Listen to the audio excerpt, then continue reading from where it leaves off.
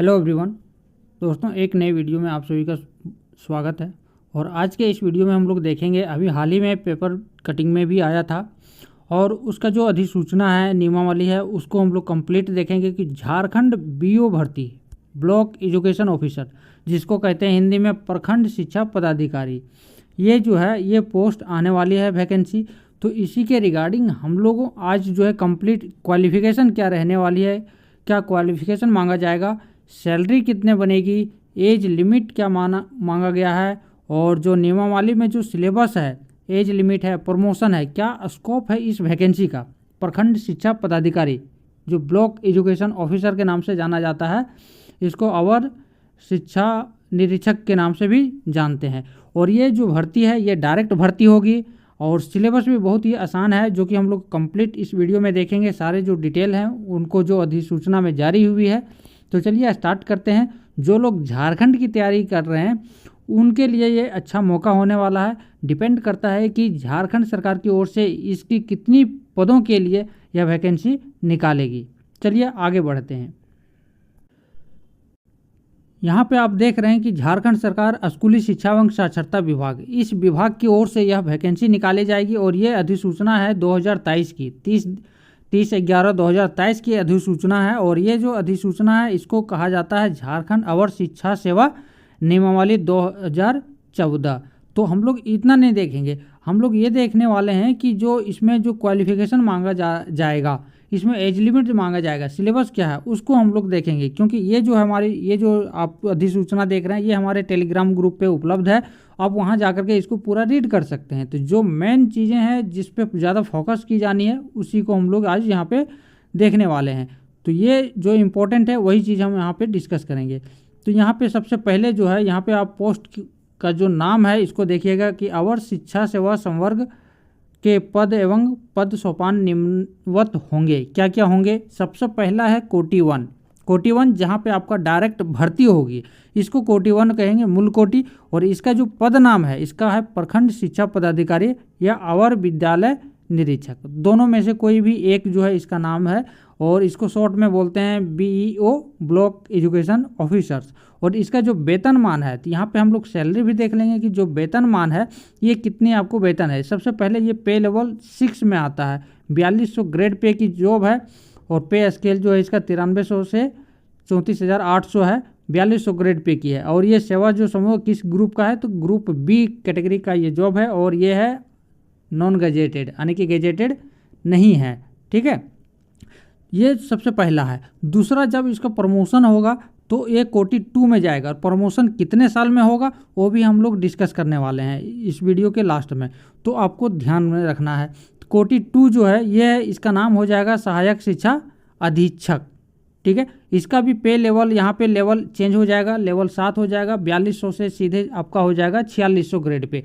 ठीक है, और ये आपका ग्रुप बी में रहेगा, नॉन गेजेटेड में रहेगा। इसके बाद ये कोटि 2 में और भी आगे जो है बहुत सारे जो है स्कोप यहाँ पे दिया हुआ है कि ये पे सहायक शिक्षक अधीक्षक है, सहायक शिक्षा पदाधिकारी है, सहायक शिक्षा पदाधिकारी, ये प्रमंडलीय जो सहायक शिक्षा पदाधिकारी जो है लेवल 7 का ही है। ये सारे जो है लेवल 7 का ही है।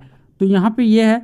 अब यहाँ पे कोटि 3 है। अगला जो आपका जो प्रमोशन वाला है ये कोटि 3 है। कोटि 3 में आपका जो है यहाँ से आएगा उप सचिव झारखंड अधिविद्य परिषद, जो कि आपका पे लेवल यहाँ पे आके कोटि 3 में जो है आपका चेंज हो जाएगा, लेवल 8 हो जाएगा, 4800 ग्रेड पे का हो जाएगा, जो कि नॉन गजेटेड ही रहेगा, ग्रुप बी का ही रहेगा। तो ये आपने देख लिया इसका जो पद नाम है, ये पद नाम। ठीक है, आगे इसका जो है भर्ती या नियुक्ति कैसे होगी इस पर डिस्कशन करना है। इसका जो भर्ती या नियुक्ति होगी ये सीधी नियुक्ति के द्वारा, यानी कि डायरेक्ट रिक्रूटमेंट होगा। और डायरेक्ट रिक्रूटमेंट कौन करेगा, तो JSSC झारखंड कर्मचारी चयन आयोग के माध्यम से जो है इसका डायरेक्ट रिक्रूटमेंट किया जाएगा। और आगे यहाँ पे बताया गया है कि अवर शिक्षा सेवा संवर्ग के पदों पर नियुक्ति उसके मूल कोटि, यानी कि जो बेसिक है, उस जो बेसिक वेतनमान जो दिया गया है उसी में होगा। ऐसा नहीं है कि जिसके पास हायर क्वालिफिकेशन है उसको उच्च वेतनमान में नियुक्ति की जाएगी, ऐसा बिल्कुल भी नहीं। जो आपका क्वालिफिकेशन मांगा गया है, आप कितना भी हायर क्वालिफिकेशन आप वहाँ पे आप सबमिट करते हैं तो आपको ऐसा नहीं कि उच्च वेतनमान में आपको अपॉइंट कर दिया जाएगा, ऐसा बिल्कुल भी नहीं है। ठीक है। आगे इनका बोला गया है कि इनमें जो है ट्रांसफ़र ये सब जो है अंतर ट्रांसफ़र जो है जिला ट्रांसफ़र ये जो है आपका होता रहेगा। आगे यहाँ पे है कि इसमें जो है अब हम लोग आगे कुछ देख लेते हैं जो इम्पोर्टेंट है। आपका क्वालिफिकेशन क्या मांगा जाएगा, क्या क्या क्वालिफिकेशन होना चाहिए। तो यहाँ पे अध्याय 3 जो दिया हुआ जो कि सीधी भर्ती द्वारा जो नियुक्ति होने वाले हैं उसका योग्यता क्या है, न्यूनतम जो योग्यता है जो मिनिमम क्वालिफिकेशन होना चाहिए वो सबसे पहला पॉइंट यहाँ पे देखिएगा कि न्यूनतम जो है 50% अंकों के साथ स्नातक। अगर कोई कैंडिडेट ग्रेजुएट है और वो उसका जो है 50% है, ग्रेजुएशन में अगर 50% अंक है तो वो भर सकता है। अगर कोई कैंडिडेट बीटेक किया हुआ है, बीबीए किया हुआ है, बीसीए किया हुआ है, एलएलबी किया हुआ है या एवं शिक्षा शास्त्र में 1 वर्ष का स्नातक बीएड भी किया हुआ है शिक्षा शास्त्र में, तो ये सारे जो कैंडिडेट हैं एलिजिबल हैं। दूसरा ऑप्शन भी इन्होंने दे रखा है कि सेकंड में अगर न्यूनतम परसेंट है, न्यूनतम अगर 50% नहीं है, जिन कैंडिडेट का 45% अंक है ग्रेजुएशन में एवं शिक्षा शास्त्र में 1 वर्ष का बीएड है तो वो भी ये एलिजिबल हैं और वो भी इसमें फॉर्म को भर सकते हैं। न्यूनतम जो है 50% अंकों के साथ स्नातक, बीटेक, बीबीए, बीसीए, एलएलबी एवं द्वितीय 2 वर्ष का बीएड, अथवा यहाँ पे दिया हुआ न्यूनतम 50% अंकों के साथ स्नातक होना चाहिए, बीटेक, बीबीए, बीसीए, एलएलबी एवं 2 वर्ष का बीएड, ये विशेष शिक्षा के लिए। या फिर बहुत सारे कंडीशन दिए हुए हैं, ऐसा नहीं कि आपको कोई भी कंडीशन फॉलो नहीं होगा, आपसे मैच नहीं होगा। कोई भी कंडीशन अगर ये 5 जो दिया हुआ 5 ऑप्शन, पाँचों में से कोई भी अगर कंडीशन में आप आ रहे हैं तो आप एलिजिबल हैं इस फॉर्म को भरने के लिए। अब यहाँ पे देखते हैं कि परीक्षा का जो संरचना होगा यानी कि किससे कैसे जो है सिलेबस क्या होगा, यहाँ पे सिलेबस के ऊपर डिस्कशन करना है। तो यहाँ पे देखिएगा सिलेबस जो है 3 पेपर होंगे। 3 पेपर में जो पहला पेपर है यहाँ पे ये क्वालिफिकेशन जो है ये क्वालिफिकेशन नहीं, ये जो है क्वालिफाइंग पेपर होगा।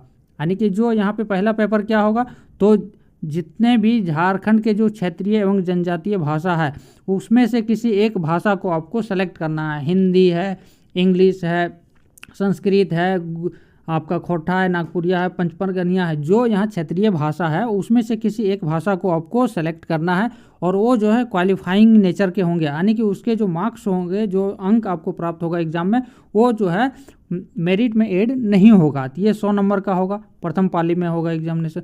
आपका जो मेरिट बनने वाला है वो मेरिट कहाँ से बनेगा, पेपर 2 और पेपर 3 में जो आपके अंक आएंगे, जो आपका मार्क्स आएगा उसी से आपका मेरिट बनेगा। यहाँ पे कितना है 200, कुल अंक दोनों को मिला के 200 है। इस 200 अंक पे आपका जो है मेरिट बनने वाला है। तो दूसरा पेपर है सामान्य अध्ययन एवं कंप्यूटर योग्यता आपको पढ़ना है और तीसरा जो पेपर है वो है आपका शिक्षा का सिद्धांत।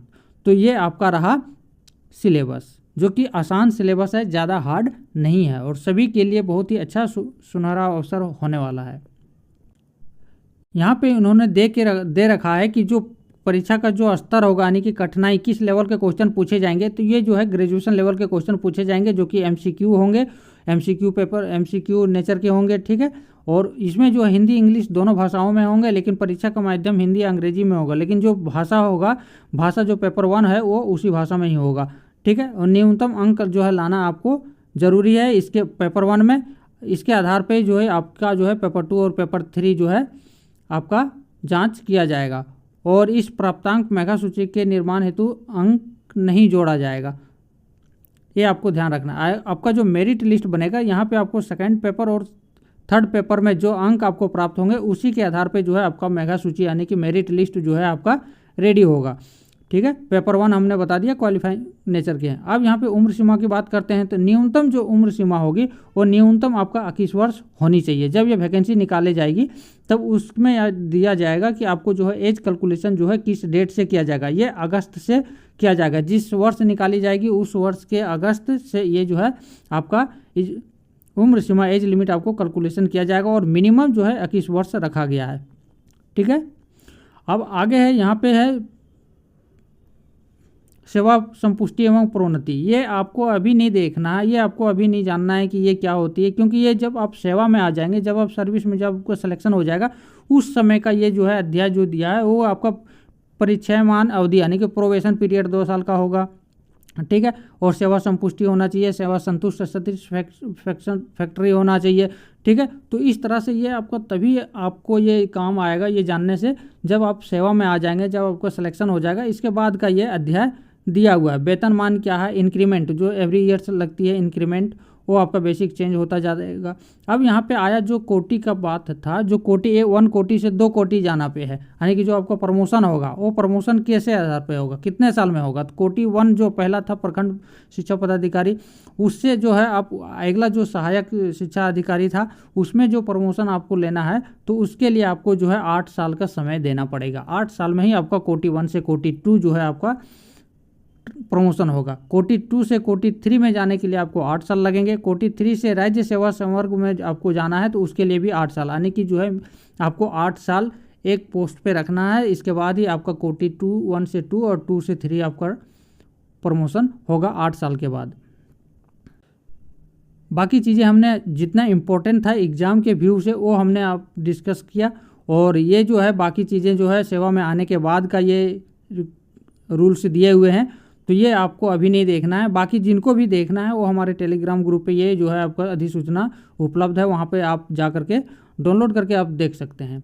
बाकी ये वीडियो को आप ज़्यादा से ज़्यादा शेयर कीजिएगा, ताकि सभी लोग जो है इस एग्ज़ाम के लिए, इस वैकेंसी के लिए प्रिपेयर हो सके और अपना जो है सिलेक्शन दे सके।